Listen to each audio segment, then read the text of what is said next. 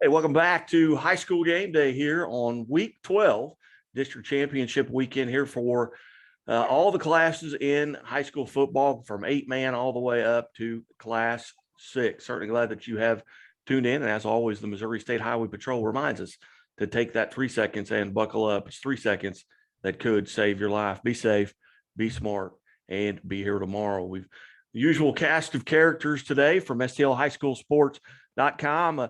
David Kvidahl. And David, thank you for joining us this morning. Always happy to be here, Guy. Thanks for having me again. Managing editor from PrepsKC.com, Dion Clisso. And Dion, thank you. Good cold day. It's a good night as the sports writer to stay inside. So that's what I'm going to be doing this evening.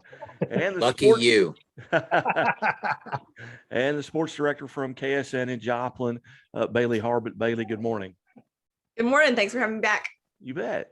It's big Friday night here, and it is cold. I mean, even here in Bolivar, Missouri, I walked outside. Expected lows tonight are in the 30s at kickoff with northwest winds at 20 miles an hour. That's going to affect several of these games. And Bailey, you've got a handful just right there in your neighborhood with, I mean, can Joplin win? Can Lamar lose? And who gets round two of Webb City Carthage? Oh, gosh. I mean, really Joplin, I'll start with Joplin. They're one of those teams that, quite frankly, when we found out what we did, just a few hours before their first round, district game, we thought, no way they win this game. They did.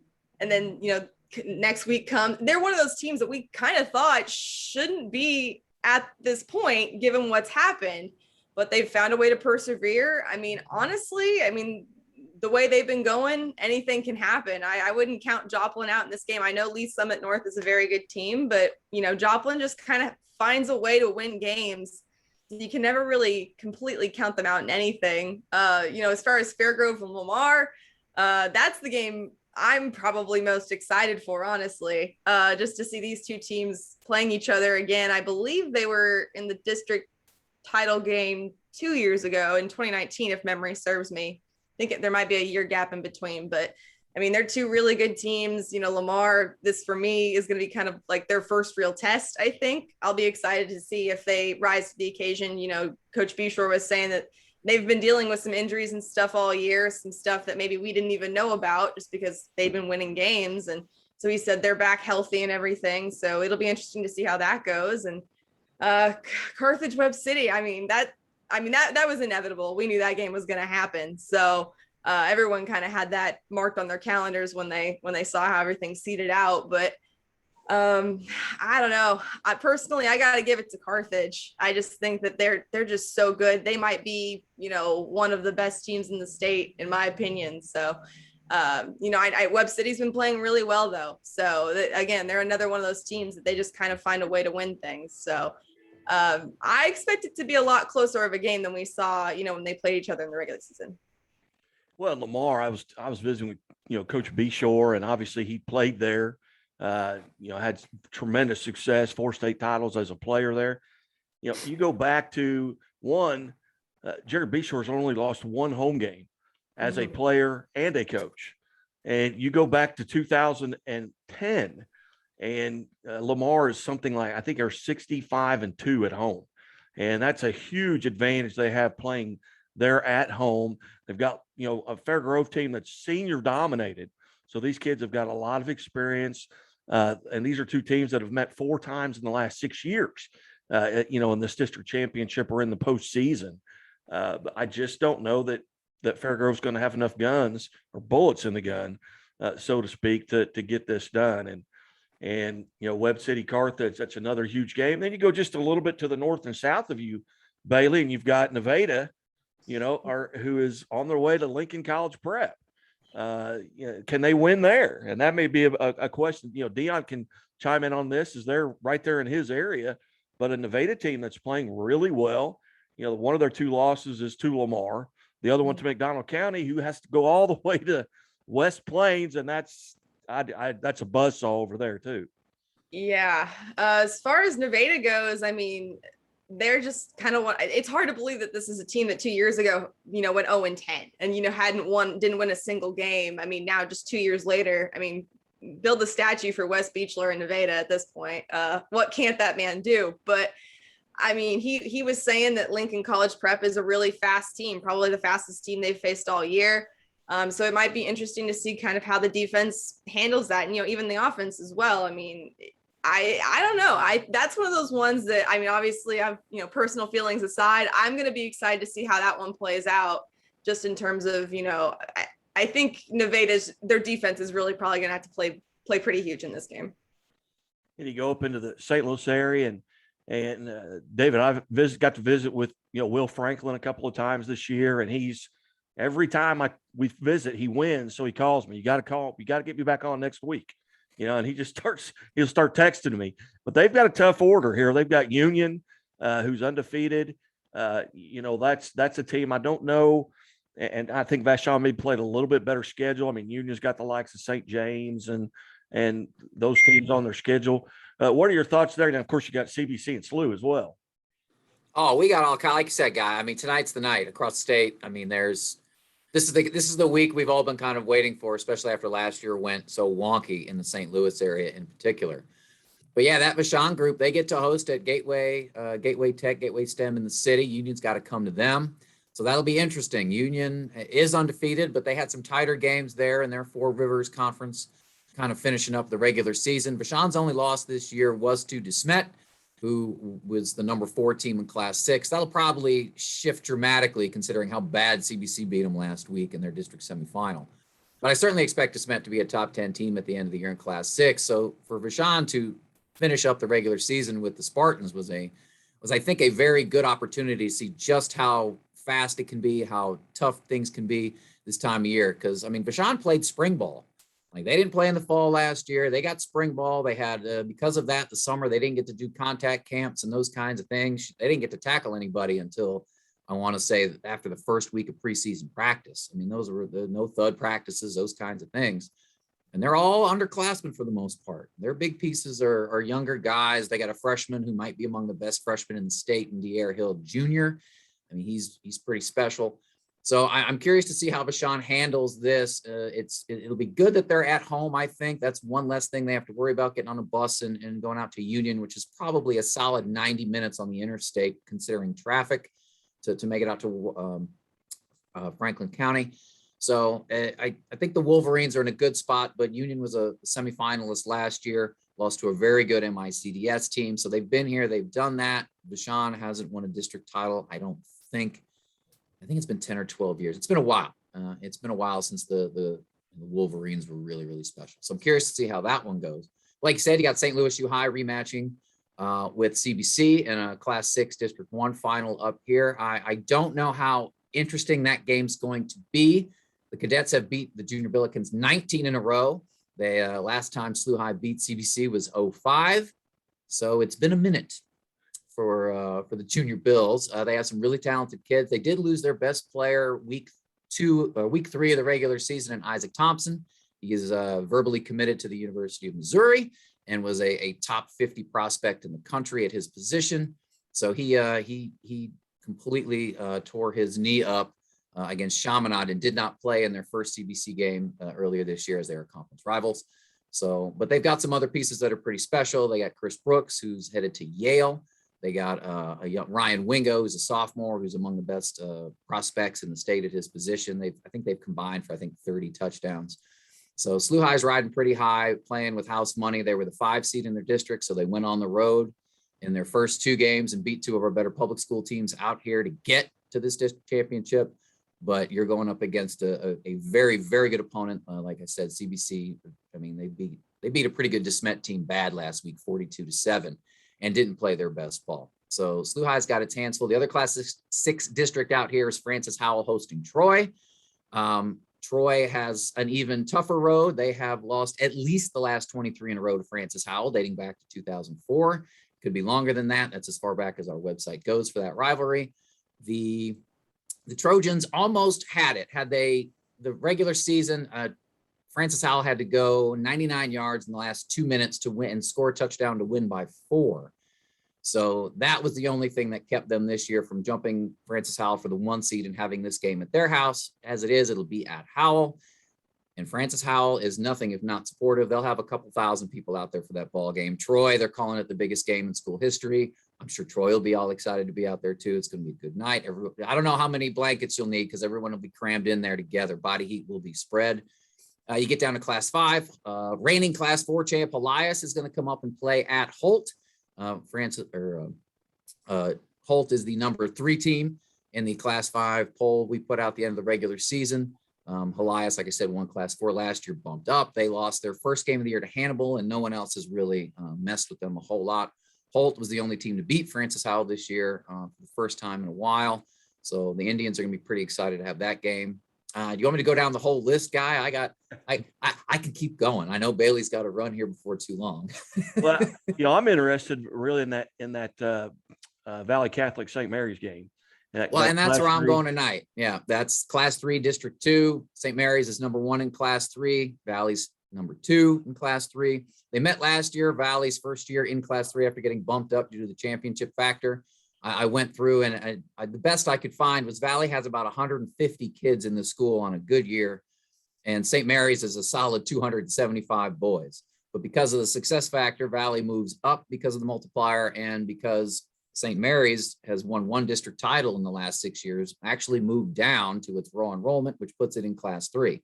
They played last year. St. Mary's they won at Valley at Father Dempsey Field, which I don't know if you guys ever get the opportunity to go there. It is the most unique venue in the state. There's a cemetery over right behind the stadium. It overlooks the field. It's, when you pair it with the history and tradition of Valley football, it's just really neat. It's just a really cool place to watch a football game. And St. Mary's went down there and handled their business. This year, Valley comes to the south side of the city to play at St. Mary's tonight. I think Valley's failed to turbo clock 1 opponent, and that was last week when they beat them by 34. They beat St. John by 34. So I'm curious to see what that looks like. St. Mary's only lost this year is to the largest classification in Illinois, Neuqua Valley. They are currently playing in the Class 8A quarterfinals, like I said, in Illinois. So Kevin Coleman is St. Mary's superstar. He has listed his 5 schools that he's going to pick. That may or may not change, but he will announce his decision over the winter at I believe the Under Armour All-American game is where he will make his choice on national TV. It's one of those all-star games. So St. Mary's it brought almost everybody back from last year's team. I'm curious what they can do on tonight when they got probably one of their 2 or 3 best opponents that they've seen this season. Should be a good one. And Dion, up in the Kansas City area, I'm sure you guys are booked as well. Nevada, I mentioned they're making their way up there, but you've got Joplin also coming up to play Liberty North. What are your expectations going into tonight? Well, we'll start with that Joplin Liberty North game and or Lee Summit North. And I think that the case for Lee Summit North is this. I think they're as talented as any team in the state. They are loaded with D1 talent. The problem for them is they've never been past this game. They got to this game a couple years ago against Rockhurst and came up short to a team they were better than. The Rockhurst just kind of handled them and played that way. I think that they're better. I think talent-wise they're probably better than Joplin. But until they step up and win a district title, you can't really, they're good enough to win state championship. I think they can play with CBC. They've got as much D1 talent as CBC does. So we'll see. But I think that's a good one. Nevada at Lincoln Prep is a good test for Lincoln Prep. They haven't won a district in like 15, 16 years. And that's back in the old 3-team district where they'd be in with their own city, Kansas City school district team. So getting out wasn't exactly a big thing. They're undefeated. They took care of Center last week. Center lost their quarterback and tailback a couple weeks back. And so that was they're not Center. Sorry. They beat Center a couple weeks ago and knocked out Center's tailback and stuff. But last week they beat a Harrisonville team that wasn't very good and just handled them. So that, Lincoln Prep is, 2 years ago they were undefeated in this game. They lost to Platte County, but they had, big time D1 stars on that team. And everybody thought that they had the talent and to go do it. This year's team is more of a team. They're more balanced in what they do. They don't necessarily, they've got a young sophomore tailback who's pretty good. But he's not, it's not that they rely on him. They're really good defensively. So I expect them, if they can get past this game, they'll have the right to go get their butts kicked by Smithville. So that'll be a great achievement for them. As most everyone in the state will get the rights to get their butts kicked by Smithville. So, that's a good game to keep an eye on. In Class 6, the other quarterfinal district final game is Liberty North and Park Hill South. Park Hill South's undefeated. They beat Park Hill last week pretty easily. Liberty North, after deciding they didn't, really want to play that much against Blue Springs and having to kind of struggle with that, came out and just smacked Liberty around last week and looked a lot like the Liberty North team. I kind of expect Liberty North to get that win. And if Francis Howell can take care of their business, that semifinal will be in Kansas City. And so I'm looking forward to that. But those are the Class 6 games. In Class 5, we've got an interesting matchup. Platte County going to Fort Osage, and you think to yourself, Fort Osage has been a really good program the last 15, 16 years. Platte County's been a really good program the last 20 years. They surely would have played at some point. They have never played against each other. It's the first time these two teams have ever played. Platte County's got 2 losses. They lost week 1 to Park Hill South. They lost week 4 to Smithville. They're the only team to hold Smithville under 24 points. It was a 20-10 win. Their defense is outstanding. It's going to be an ugly physical football game between Fort Osage and Platte County. On the other side, you got Grain Valley and Raytown. I think Grain Valley probably wins that game, and will probably play. I picked Platte County in that game, and then Class 4, Excelsior Springs playing real well, but they're going to play Smithville, who's. I'll be honest with you. If Smithville were in Class 5, I think they're dangerous to win that state championship. They've beaten all the Class 5 teams they played and beaten them pretty easily. And I think they'll beat Excelsior Springs. I think they'll beat Lincoln Prep probably, or Nevada next week. And then it'll be MICDS and them in the semis probably. And then I think that may be your state championship game, the de facto state championship game. But Class 3, we've got a great district. Odessa got knocked off by Pleasant Hill last week. And some people might think, well, Pleasant Hill's kind of a middling team. They knocked off Boonville in the first week of the season, and are really good offense, can score on anybody. They're going to play against Summit Christian, who knocked off Center last week. And this is a 3 versus a 5. You don't get a lot of 3 versus 5 district finals. I mean, usually the seedings hold out, but that's a great. I think that's going to be the best game in terms of just scoring and up and down the field, because both those teams can score. And so that's one district. St. Pius is playing Chillicothe in the other district. They hammered them the regular season. They'll probably hammer them again. Class 2, we've got St. Michael and Richmond, which is a pretty good game. Maryville and Trenton, Maryville is in the other district. I think they'll win that one. And then really some of the fun stuff is in Class 1. You've got University Academy hosting East Buchanan in a district where there was a lot of talk of Northwest Missouri about the seeding. They wanted to burn the playoff system down because University Academy jumped to the 1 seed the last week of the season. Well, they beat West Platte, who was ranked at most of the season, 32-9 last week, and threw an interception in the end zone and fumbled on the 5-yard line. So West Platte's lucky they didn't give up 40 plus. And if they do that to East Buchanan this week, it's going to be real interesting. Then they get Penny next week. So it's a pretty good slate of games. The other good game with Lafayette County and Butler. Well, we'll find out about Butler. This is definitely the toughest team Butler's played. I think Lafayette County's got a good chance to win that game. So we've got, like Dave says, it's the best week of football, and we've got a bunch of good games on the Kansas side that we cover too. So no, it's fun. I think that there's some favorites, there's some toss-ups. That Summit Christian Pleasant Hill game is a total toss-up, and both those teams are good enough to go deep because they can score on anybody and can't be stopped. So it's going to be a fun night all the way around. Well, here in Southwest Missouri, where I am, of course, you got the Class 1s where you've got probably 2 number 1 seeds that are hosting that probably aren't favored, and Skyline hosting Windsor, and then you've got Marionville hosting Thayer.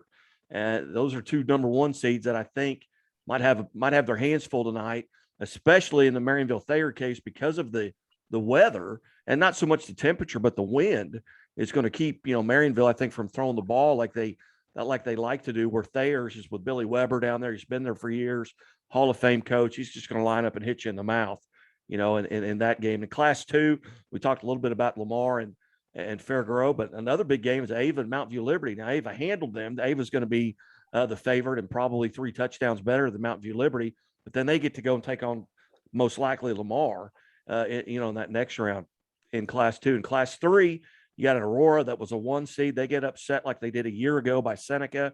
Now you got an SCA team, Mountain Grove, going in, and they're going to play Seneca.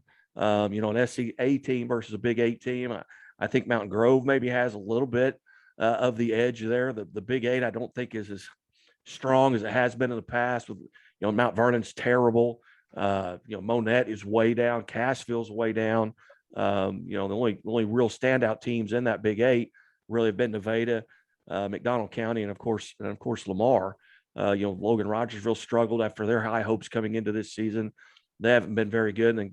And, Class 4, it's over there. Everything's over there. Class 5, we got a rematch. Lebanon is hosting a Glendale team that they went to Glendale earlier in the season, and they had to get a soccer player who had played a game that day, and they had to get him in a car, and he comes over, gets his uniform on, and kicks a field goal to win it with no time on the clock. And so, but now Lebanon's getting to host that, and that's a home field advantage. Lebanon's always tough at home, and Glendale's they're just tough to prepare for. With what Mike Malk does and throwing the ball 80 times a game, it's just unbelievable how many snaps they get. That'll be a time of possession game, and then with regards to Class 6, we really don't have anybody left. I mean, Nix is out of it. Of course, they lost their Ramon Green against Carthage the first time around in that first quarter, and he hasn't played since. He's been out. Then they lose a quarterback. They lose another running back, and so they were kind of decimated a little bit going into that game with Joplin a week ago. But Coach Perry, if you've ever had an opportunity to visit with him, he is electric. He's like Scott Bailey was when Bailey was at Lamar. They're fanatic, and just a fantastic coach and just a great guy to visit with. Any surprises, or maybe in your areas, maybe some number 1 seeds that may go down? Maybe it's St. Mary's. Maybe that may be an opportunity. I think St. Mary's is probably the top seed in that game. That could be one that you might look at. But other than that, what are your expectations going into tonight, and who is going to win the state title from your area? Dave, you got CBC, probably the best chance. Well, Class 6, CBC certainly is the odds-on favorite, considering how bad they beat DeSmet last week. Their 3 running backs have been very, very good for them. Their quarterback's been very solid. More impressive was their defense. They played DeSmet week 3, gave up 29, which is the most points they gave up in a victory this year. They did give up 48 to East St. Louis. But, I mean, we can talk about what the Flyers have done this year a little bit later if you want to get into stuff that's close to Missouri, but not quite. So CB's the odds-on favorite. Francis Howell, which is hosting Troy tonight, has not won a district since, I think, 2015. So they're, like Dion said, they're new here. So when you're new to this situation, it's a different animal. So you talking about number 1 seeds that could, be in trouble. Class 5, well, not necessarily trouble, but are unproven. Let's put it that way. In Class 5, we have Rockwood Summit hosting top seed, hosting Eureka, number 2. They are rivals. They're both in the same school district. They are, separated by about 10 miles. They haven't played in 12 years because of the way the conferences have shook out and whatnot. So Eureka scored 4 touchdowns. Their running back, Kevin Emanuel, ran for 309 yards, scored 4 touchdowns last week. Rockwood Summit's defense has given up 4 touchdowns all season.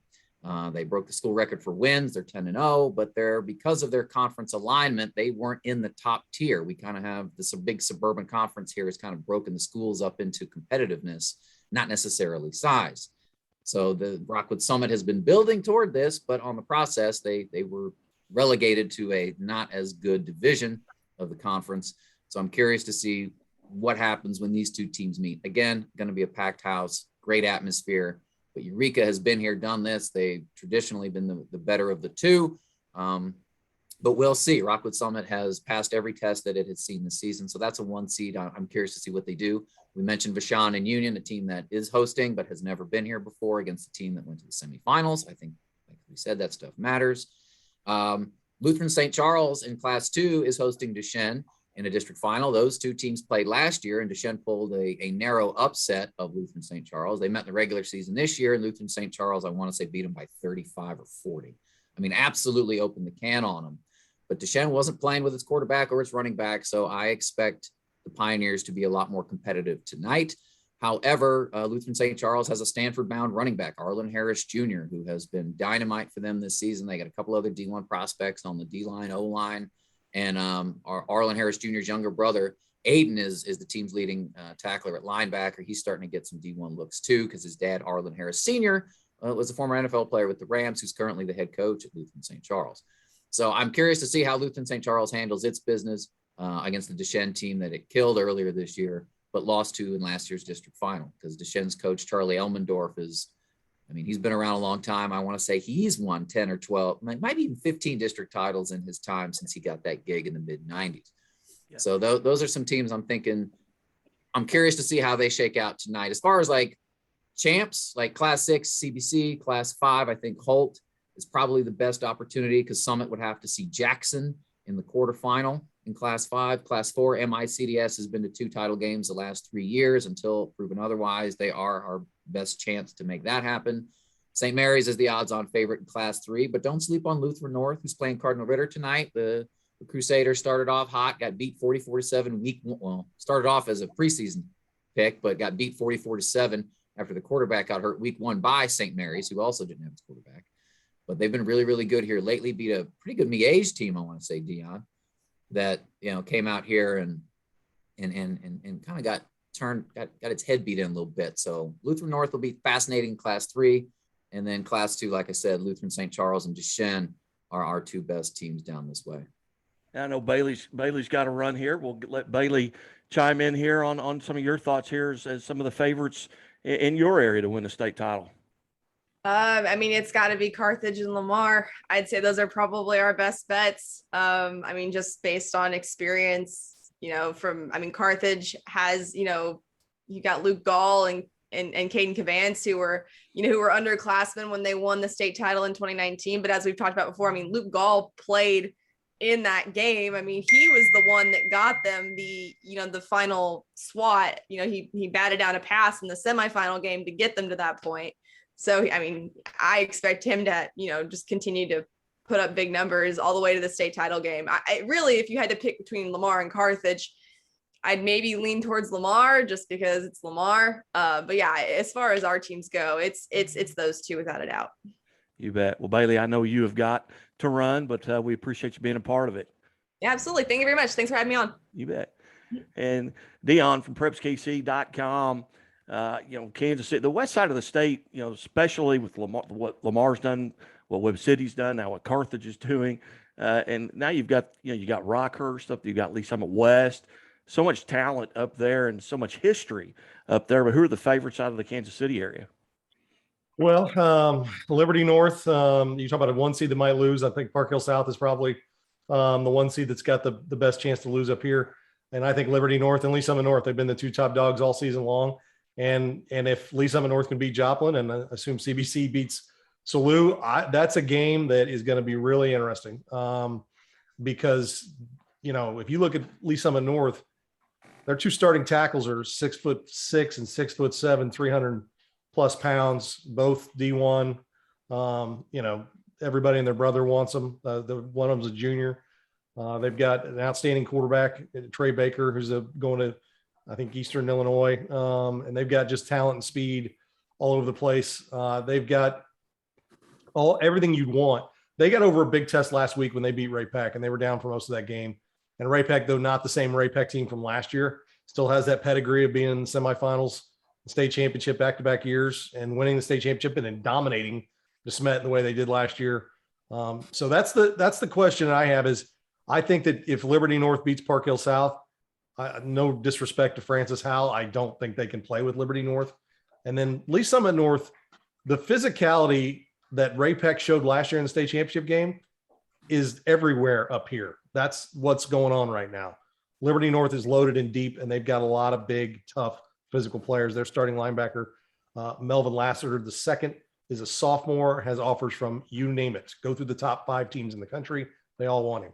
Not to mention the fact that they're deep at receiver. They've got 5 or 6 guys at receiver. They got 2 tailbacks. They have 2 quarterbacks they play.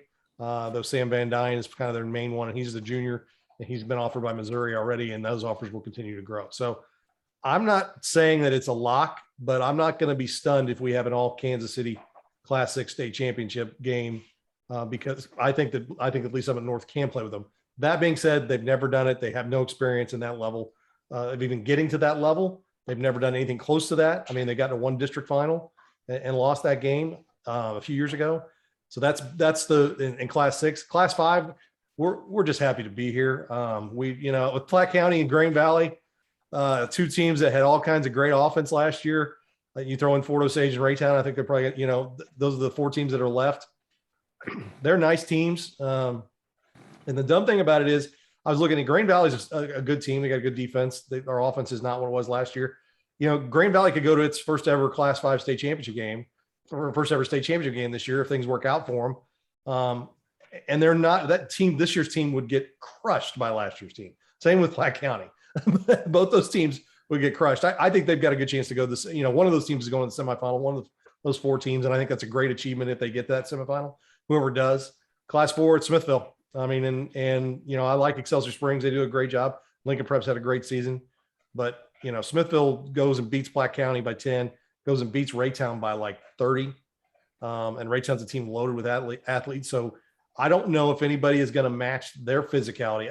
I was talking to a coach and I said, well, I think they're good enough to win it in 5. And he goes, they played him. He goes, they've got skill. They've got some speed. He goes, but they beat you up. They're physical. They're tough. And they've 19 starters back from last year's team that took that had Helias beat. They had them beat and they blew a coverage and just choked. I mean, simply put, choked away a game. Just blew a coverage and gave up a long pass and Helias scored and beat them. I mean, they had them beat all game long. So that's a really good team there. Class 3, I don't know. St. Pius is a pretty solid team. They've had a very easy district. The winner, they'll have to play the winner of Pleasant Hill and Summit Christian, who are teams that Summit Christian has been here before. They've won several districts in a row. Last year they got a district title by proxy because Odessa had to COVID out right before that game. And then they went and lost to Maryville. I think St. Pius is probably a team good enough to get the semis, maybe a state championship game. Pleasant Hill and Summit Christian are such wild cards with their offenses that they could go on a run and they could, one of them could lose Friday night and be done. So Class 2, Maryville's in there. They've got a chance to. I don't think there's anybody who can win a state title. I mean, Lamar's on the other side, but I don't think there's, Richmond's a nice team. I like Lafayette County. Lafayette County is on the opposite side of the bracket from Lamar. And I think they've got a good chance to go. They are a really good offensive team, and they've been there. Steve Cook's been to 2 state championship games. The joke around here is if Lamar didn't exist, Lafayette County might have 3 or 4 state titles in the last 11 years. They lost to him in 11, lost to him in, I think, 18, and then lost to him in the semis 2 or 3 other times. So, I mean, that's been the biggest stumbling block for Lafayette County is just Lamar. And then Class 1, I don't know if there's anybody good enough to win it. I mean, Windsor's kind of in that tweener kind of spot. They're going to Skyline. They play like the University Academy team in the semifinals or East Buck.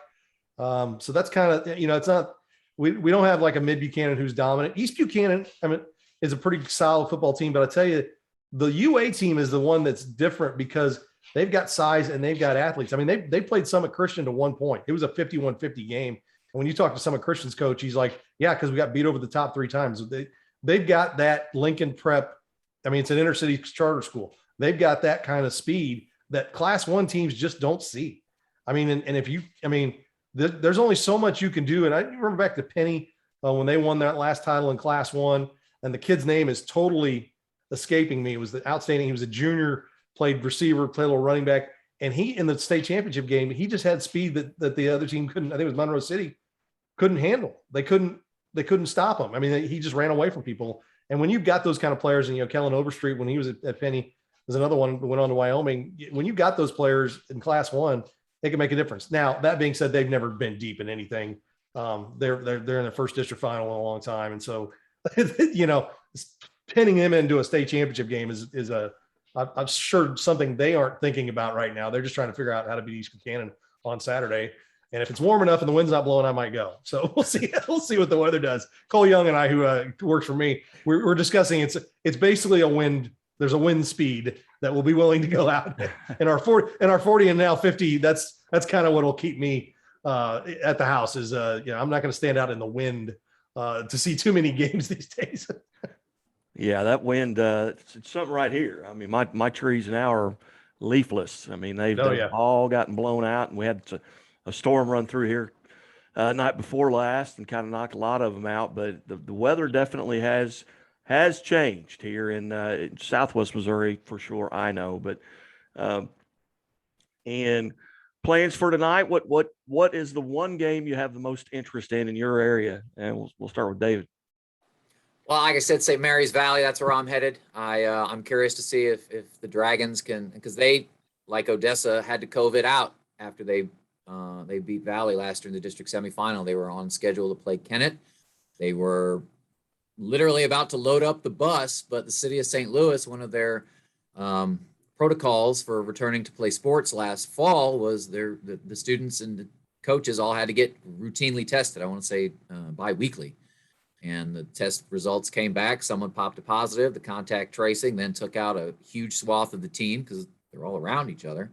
So they didn't get on the bus. They sat in the gymnasium, and their season was over. So I'm curious to see what the Dragons can do tonight. So that's the one I'm watching.